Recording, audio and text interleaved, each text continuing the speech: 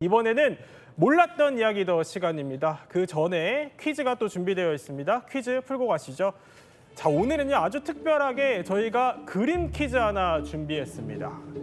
최근 그 김건희 여사 특검의 수사가 진행되면서 이우한 화백의 작품이 위작이냐 아니냐 여러 논란에 휩싸였는데, 자, 이런 가운데 이중섭 화백이 그린 진짜 황소는 무엇일까요? 왼쪽과 오른쪽 그림이 준비되어 있습니다. 어떻게 진짜 그림일지는 잠시 후 전문가들과 함께 풀어드리겠습니다. 지식충전 지금 시작합니다.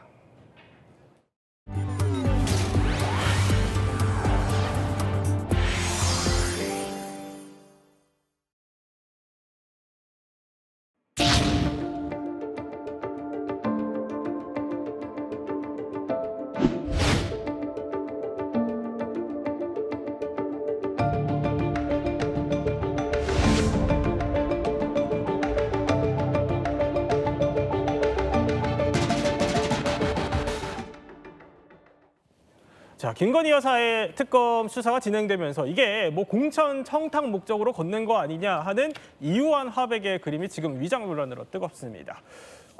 공신력이 있는 국내 두 기관에서 판정 결과를 내놨는데 이게 엇갈렸기 때문인데요. 일단 반희정 평론가님 저희 특별하게 모셨는데 문제가 되고 있는 그림부터 한번 저희가 보고 갈게요. 예. 자, 이우한 화백의 작품인 점으로부터라는 그림인데, 자, 이거 일단 작품이 어떤 작품입니까? 일단 이우한 화백은 뭐 제가 말씀드리지 않아도 다 알고 있는 국내 작가지만 또 일본에서 많이 활동하시죠. 근데 이분은 서울미대 재학하다가 일본으로 넘어가셨는데요. 일본에서 전공한 게 미술이 아닙니다. 철학을 전공하셨어요. 그래서 이분 작업은 되게 어떤 개념적인 어떤 자기 입장을 갖다가 드러내고 그걸 갖다가 재현하는 데 있거든요. 그래서 작품에 이번에는 평면 작업이지만 돌이나 나무 이런 그 재료를 있는 그대로 놓고 그걸 보는 사람하고의 어떤 관계에서 작품을 풀어내는 작업을 했습니다. 그래서 모노하라고 하는데 일본에서 모노가 이제 물질이란 뜻인데 이번 작품을 말씀드리면 이게 점으로부터 넘버 800298이잖아요. 이 점으로부터는 이분의 여러 연작 중에 하나인데 파란색 그림이 되게 많아요. 빨간색은 되게 희소하고. 그래서 한 번 점을 찍은 다음에 이걸 반복해서 찍게 되면 이 농도가 점점 줄어들지 않습니까?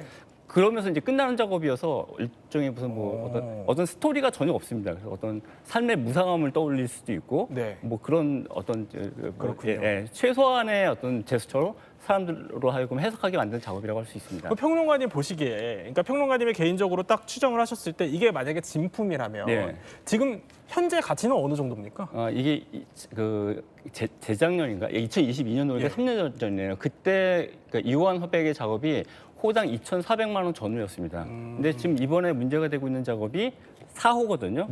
그럼 곱하기 4 하게 되면 약 1억 나오죠.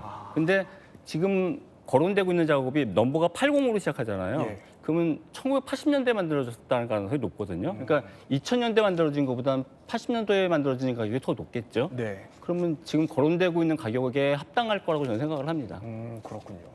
자, 그러면 이게 어쨌든 이게 결과가 나왔는데 한쪽은 위작으로 내놨고 또 한쪽은 이게 진품이라는 평가가 나왔어요. 변호사님 또 이제 미술 쪽 전문 변호사님이시니까 보시기에 왜 이렇게 엇갈리는 거예요? 일단 여러 감정 기관이 있는데 각 감정 기관별로 중점적으로 보는 요소가 조금 다릅니다. 어떤 기관 같은 경우는 거래 이력을 중시해서 보는 경우도 있고 어떤 경우는 그 작품에 나와 있는 이 작가의 특성을 중점적으로 보는 데가 있는데 이번에 이제 문제가 됐던 이제 두 기관 중에 한국화랑협회에서 하는 감정에 대해서는 이 거래 이력을 중심적으로 봤습니다. 이 작품이 처음에 이제 세상에 알려진 것 자체가 2022년 6월에 있는 대만에 있는 한 경매회사에서 이제 경매가 된 건데 이 당시 추정가가 220만 원에서 450만 원 정도였어요. 우리나라 돈으로. 그런데 한국인이 3천만 원에 낙찰을 해서 우리나라에 들어와서 이게 실제로 이 김 검사가 구매를 할 당시에는 1억이 넘었다라는 가격이거든요. 갑자기 이렇게 가격이 뛴 것 자체는 뭔가 거래 이력이 투명하지 않다. 그러니까 위작이 진품으로 둔갑됐을 가능성이 있다라고 해서 한국화랑협회에서는 이제 위작이라는 결론을 냈고요.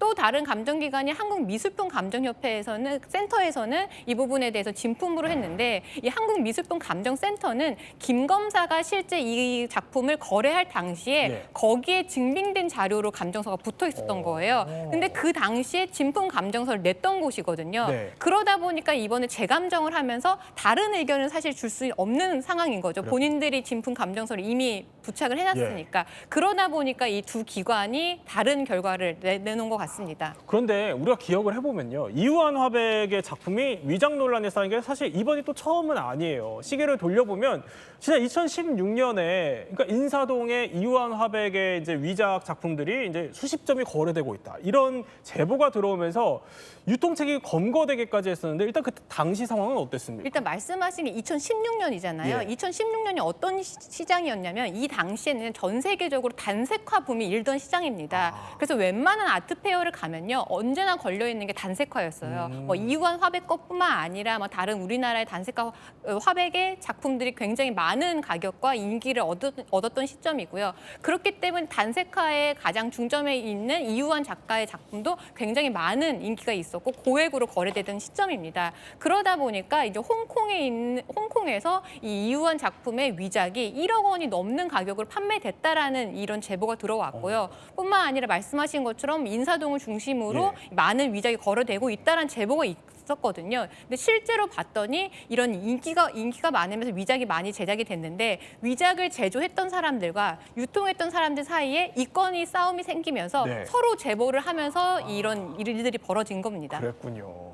그런데 당시 그때 벌어졌었던 그 상황에도 반전이 있었잖아요. 뭐냐면 제조책과 유통책이 모두 자백을 하고 아니 유죄 판결까지 받았는데 이우환 화백이 내 작품이 맞다 이랬기 때문입니다. 당시 목소리 한번 들어보시죠. 한 장도 이상한 걸 발견하지 못했습니다. 열쇠점 전부 진품입니다. 전부 진품입니다. 그 호흡이나 리듬이나 그 채색을 쓰는 방법이나가 다 내 것이었습니다. 작가는 자기 작품은 금방 보면 사실은 1분도 안 걸려서 금방 이거 알 수 있어요. 아니 그러니까 이화백 얘기는 1분도 안 보고 내 작품인지 알 수 있다 이런 말씀이신 건데 법에서는 이게 또 가짜라고 유죄 판결을 내린 셈이에요. 그럼 당시 미술계 반응은 어땠어요? 미술계 반응은 통일된 입장은 없고요. 아까 변호사님 말씀하신 것처럼 화랑협회에서는 아무튼 가품, 그러니까 가짜다라고 얘기하고 감정협회에서는 진짜라고 얘기했잖아요. 근데 당사자, 그러니까 만든 당사자가 이게 내 작품이다라고 말씀하시면서 작업을 1분 안에 다 판단할 수 있다라고 말씀하셨지 않습니까? 그럼 거의 대부분이 맞는 사실이겠지만 제 입장을 말씀드리면 저는 그래도 그러니까 화랑협회, 그러니까 위작일 가능성이 높다고 저는 생각하는 게 사람은 실수를 할 수 있거든요. 그러니까 뭐 뒤에서도 말씀드리겠지만 작가가 자기가 어떤 감정적인 입장으로 자기 입장을 갖다 관찰을 하더라도 객관적인 사실은 객관적인 사실대로 있는 게 사실이거든요. 그래서 미술계에서 통일된 입장은 없고요. 어떤 제 입장은 그래도 위작이 일지 가능성이 높지 않을까 생각을 하고 있습니다. 그러니까 미술계에서도 당시 의견이 분분했었군요. 그렇죠. 통일된 입장은 없습니다. 두 기관 모두 권위 있는 기관이기 때문에. 그런데 자 이우환 화백 얘기를 해봤지만 이거와 또 정반대의 케이스가 있습니다. 뭐냐면 아니 이번에는 모두가 진품이다 이렇게 주장을 하는데 작가 본인이 아니다 또 이렇게 주장을 한 바로 천경자 화백의 미인도 이야기인데요. 당시 목소리 들어보시죠. 위작이 아니다 그러는데 그건 있을 수 없는 얘기예요. 이것을 좀 더 과학적이고 학술적이고 이학적인 그 평론을 하시는 전문가들이 이거를 좀 다시 재분석하기를 원하고요. 박주희 변호사님, 당시 굉장히 뜨거운 사건이었어요. 네, 맞습니다. 저 작품 같은 경우는 미인도 작품 같은 경우는 77년도 작으로 알려져 있는데요. 이게 원래 소유주가 누구였느냐? 김재규 전 중앙정보부장이었습니다. 근데 12.6 사태를 발생하고 나서 국가가 이 김 본부장이 갖고 있던 재산을 모두 압수하게 되면서 국가 소유가 되었는데요. 이게 이제 잠자고 있다가 1991년에 국립현대미술관에서 전시를 하면서 이게 다시 세상에 드러나게 된 겁니다. 그런데 천경자 화백이 그 전시에 걸려있는 자신의 작품을 보고 이거는 내 작품이 아니다. 이거는 위작이다. 이렇게 한 겁니다. 그런데 국회의원 입장에서는 이거는 진품이 맞다라고 했고요. 그렇게 의견이 갈리면서 천경자 화백은 결국엔 절필을 선언을 하고 미국으로 떠나버리게 됩니다. 그렇군요. 그런데 이 과정에서 위작 여부를 좀 알아내기 위해서 여러 가지 과학적인 단계들 뭐 이런 것도 거친 걸로 알고 있어요. 그래도 결과가 동일했어요? 아닙니다. 결과는 사실은 오락가락하면서 여러 가지 의견이 계속해서 나왔습니다. 91년에 논란이 처음 생기고 나서 이걸 네. 좀 과학적으로 검증할 수는 없을까라고 해가지고 국내 유수의 조사 기관들에게 의뢰를 해가지고 국립현대미술관에서 막 X선으로, 자외선으로, 적외선으로 그림을 분석하는 여러 가지 방법들을 동원을 했었습니다. 네. 지금 와서 살펴보면 그때 당시에 그런 조사 결과들이 확정적인 쪽으로 완벽하게 굳어졌던 건 아니었던 것 같아요. 예. 가품이라는 결론이 명확하게 난 것도 아니지만 그렇다고 진품이라고 보장할 수 있을 만한 결론도 나지 않았던 것 같거든요. 그런데 그때 당시에 한국화랑협회 쪽에서 검증을 해가지고 판단을 내리면서 진품 쪽으로 결론을 내리는 쪽으로 가게 되면서 이거는 진품이 맞는 것 같다라는 네. 쪽으로 여론이 흘러갔고 그러다 보니까 이 앞서서 했던 이런 과학적인 검증도 분명히 뭐 진품 쪽으로 결론이 같이 났겠지라는 이야기가 나오게 되면서 사실은 이 작가 측하고는 천화백 쪽하고는 상당히 좀 충돌도 좀 있었습니다. 그렇군요. 이게 당시에 천화백 나이가 이제 60 넘어가는 그런 시대였기 때문에 작가가 세월이 너무 많이 지나니까 이제 자기 그림도 못 알아보는구나라는 식의 이야기도 나오거니와 과학적인 검증 방법을 자신의 감성만으로 부정하느냐라는 네. 식의 이야기도 나오는 쪽이 있어가지고 이 천하백 쪽에서는 약간 마음의 상처 같은 것도 상당히 있었던 것 같고요. 한편으로는 아까 말씀해 주셨듯이 이 그림이 원래는 이제 나는 새도 떨어뜨린다라고 했던 중정부장의 손에 있었던 것이고 지금은 국가 소유의 것이기도 하지 않습니까? 네. 그렇다 보니까 이게 만약에 가품이라고 한다면 누가 도대체 그 당시에 중정부장을 속였겠느냐라는 식의 이야기하고도 연결되면서 정말 예. 우리나라 위장 논란 중에서는 가장 유명한 위장 논란으로 이 청경자 화백의 미인도가 좀 알려지게 됐죠. 자, 이렇게 역사적인 포인트까지 짚어낼 수 있을 만큼 이 논란이 굉장히 오랜 시간 동안 이어져 왔어요. 근데 아니 최근에 결론이 났어요? 네, 막 아까 청경자 화백이 절필 선언을 하고 미국을 떠나버렸다고 예. 했잖아요. 근데 그러고 나서 일단락 되는 줄 알았는데 99년에 자신이 위작을 제조했다는 사람이 등장을 합니다. 그러면서 다시 이 논란이 재점화가 되는데 그리고 또 청경자 화백이 이제 돌아가시면서 네. 유족이 국립현대미술관 관장과 이 정부를 상대로 소송을 제기를 합니다. 그러니까 즉 위작인데 진품인 것처럼 해서 사자의 명예를 훼손했다라고 해서 사자 명예훼손죄로 고소를 했고요. 또 국가를 상대로 이제 국가배상, 손해배상 청구를 했는데요. 예. 이 사자 명예훼손에 대해서는 무혐의가 났고요. 국가 손해배상에 대해서는 1심에서도 이 유족 측이 기각이 당했고 이 항소심에서도 기각이 됐는데 최근에 며칠 전에 대법원에서 최종적으로 유족의 청구가 기각이 되었습니다. 그렇군요. 그런데 여기서 한 가지 포인트 예. 눈여겨볼 게 반인전 평론가님. 예. 그러니까 당시에 천화백도 이완 화백처럼 그렇죠. 아니 자기 자식인지 아닌지 모르는 부모가 어딨냐 이런 취지로 또 이제 반박을 하신 거예요. 그러면 아니 정말 작가들은 자신의 작품을 보면 네. 이게 진짜인지 가짜인지 여부를 알 수 있다 이렇게 보십니까? 저는 알 수 있다라고 물론 생각을 합니다만 좀 아까 답변을 드린 것처럼 그러니까 사람이 실수도 할 수 있잖아요. 그래가지고 아까 뭐 선생님 말씀에 따르면 어떤 과학적 그 뭐 검증이 정확하지 않다라고 예. 말씀하시는데 과학적 검증까지 통과를 해가지고 만약에 진품으로 났다라면 진품일 가능성이 좀 높다는 게 제 입장입니다. 예. 아니 그래도 쉽게 생각해서 박주희 변호사 아니 그림 그린 당사자 본인이 이거 내 그림 맞다 이러는데 맞는 거 아닙니까? 법적인 해석으로 보면 어때요? 일단 이 부분이 아마 일반인 분들이 느끼시기엔 가장 좀 이해가 안 되실 네. 부분인데 이 작가가 어떤 의견을 주느냐가 감정을 하는 데 있어 중요한 요소로 작용은 하지만 그게 절대적이진 않습니다. 그렇죠. 왜냐하면 평론가님께서 말씀하신 것처럼 네. 이 작가가 사실 한두 점만 작업을 하는 게 아니라 오랜 시간 동안 여러 개의 작업을 하다 보면 본인의 작품도 사실 이게 확신하지 못하는 경우가 있어요. 그리고 작가에 따라서는 굉장히 자신이 어떤 작업을 했는지 굉장히 세밀하게 기록하시는 분들도 있지만 네. 그런 아카이빙 작업을 안 해놓으시는 작가님들도 있기 때문에 나중에 몇십 년 지나서 나의 작품인지 아닌지를 판단한다라는 게 사실상 100% 절대적으로 맞지는 않거든요. 또 어떤 경우가 있냐면 작가들 중에 작업 스타일이 조금 다른데 네. 이게 스튜디오 형태로 해서 최종적으로 작가가 서명을 해서 작품이 나가긴 하지만 작가가 작품의 처음부터 끝까지 모두 자기가 작업을 하지 않는 경우도 있어요. 그러니까 밑에 이제 제자들이 제작을 하거나 아니면 이렇게 뭐 고용을 한 화가들이 제작을 하는 경우도 있는데 그런 경우에는 사실상 작가의 고유한 이런 도상이나 이런 형태가 작품에 남아 있다라고 사실 보기 어려운 경우도 있거든요. 네. 그러다 보니까 법률적으로 봤을 때는 작가의 의견은 하나의 이제 의견일 뿐이고 그게 절대적으로 기속되지는 않습니다.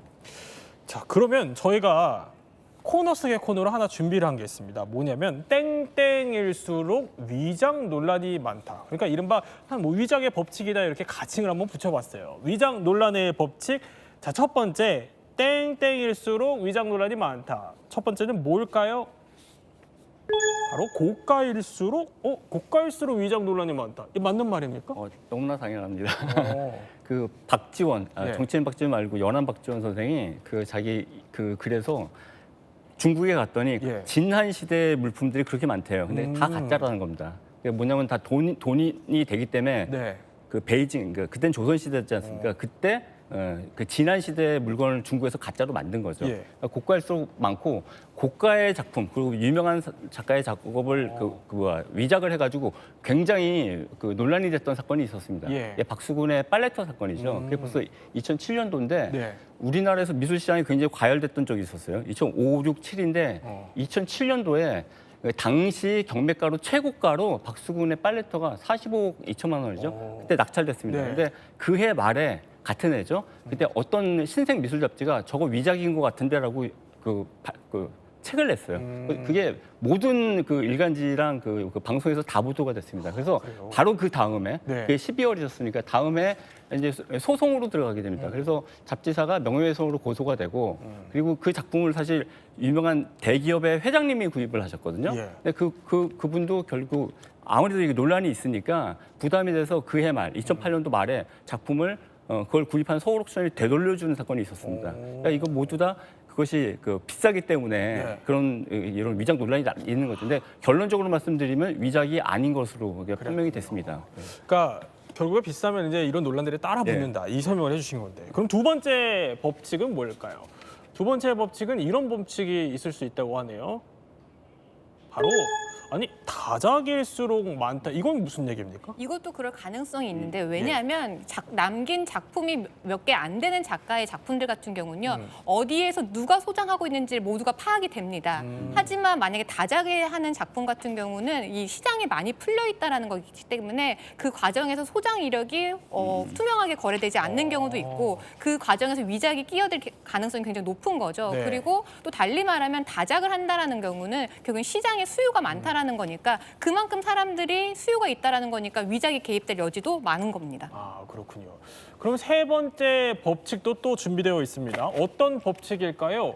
자, 그러니까 땡땡일수록 유작일수록 위장 논란이 많다. 이건 무슨 얘기입니까? 이건 뭐 냉정한 시장 경제의 법칙이 작동이 되는 것이죠. 수요와 공급에 의해서 가격이 결정이 되는데 작가가 세상을 떠나면 더 이상 그림을 그려낼 수가 없지 않습니까? 네. 미술품이라는 것이 똑같은 품질의 그림을 똑같이 그려낸다고 하더라도 그 그린 사람이 본인이 아닌 경우에는 가품이 되는 것이 미술품 시장이기 때문에 네. 작가가 세상을 떠나서 더 이상 그 미술품을 공급을 해줄 수가 없게 되면 공급은 제한이 될 수밖에 없기 때문에 수요가 늘어나면 가격이 오르고 그렇다 보면 이제 위작이 생길 가능성도 그만큼 더 올라가게 되는 것이죠. 특히나 이런 미술품 위작이 생기게 되는 이런 유작의 가격 상승 같은 경우에는 애초에 작가가 생존 당시에는 그만큼 가치가 인정을 못 받게 되는 경우도 많이 있거든요. 예를 들어서 뭐 유명한 사례로는 빈센트 반 고흐 같은 작품 경우에는 고흐가 생전에는 가난하게 살았던 작가로 유명하지 않습니까? 그래서 생전에는 그만한 가치를 인정받지 못했는데 세상을 떠나고 나서 사회의 문화와 역사와 세상의 조류가 바뀌면서 이 그림이 정말 아름답고 대단한 그림이다라고 판명이 되면서 더 이상 공급할 수 없는 유작 작가의 그림이 올라가는 경우가 생기면 그럴 때 그 가격 상승을 노리고 위작도 탄생할 확률이 높아지는 거죠. 그렇군요. 저희가 지금 쭉 보여드리는 것들은 이제 이게 이럴수록 위작 논란이 있을 수 있다라는 가능성을 짚는 거지 위작이라고 단정하는 게 아니라는 점 짚어드리겠습니다. 그런데 그림 논란이요.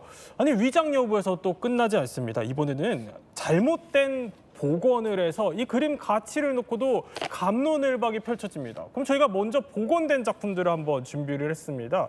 곽 작가님, 이 하나씩 작품을 한번 설명해 주실까요? 네, 이 그림 2012년에 정말 전 세계의 인터넷을 뒤흔들었던 그림이죠. 예. 네, 이 그림 마르티네즈라는 화가가 스페인의 사라고사에 있는 한 성당에 그렸던 그림입니다. 네. 그림 자체는 한 100년 전 정도에 그려졌던 그림이고 그렇게 굉장히 높은 가치를 평가받는다 그런 그림은 아니었는데 지역 주민들에게는 상당히 사랑받는 그림이었습니다.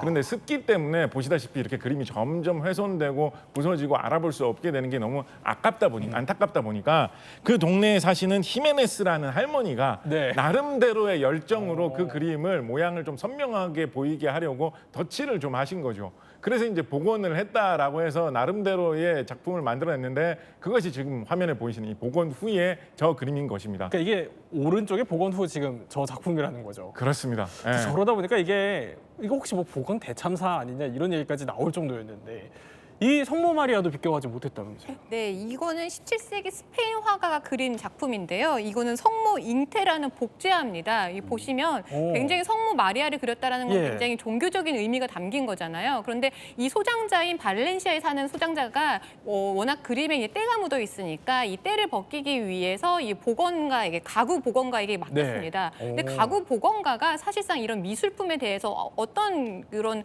뭐 지식이라든지 기술이 없었던 사람인 겁니다. 네. 그러다 보니까 1차 복원을 했을 때 갑자기 성모 마리아 얼굴이 조금 이상해지죠. 근데 여기서 멈췄으면 되는데 또다시 손을 대서 2차 복원까지 하다 보니까 네. 이제는 이제 성모 마리아의 얼굴이 다 없어지고 우스꽝스러운 얼굴만 남아있는 상황이었습니다. 곽 작가님 어떻게 보셨어요 이거?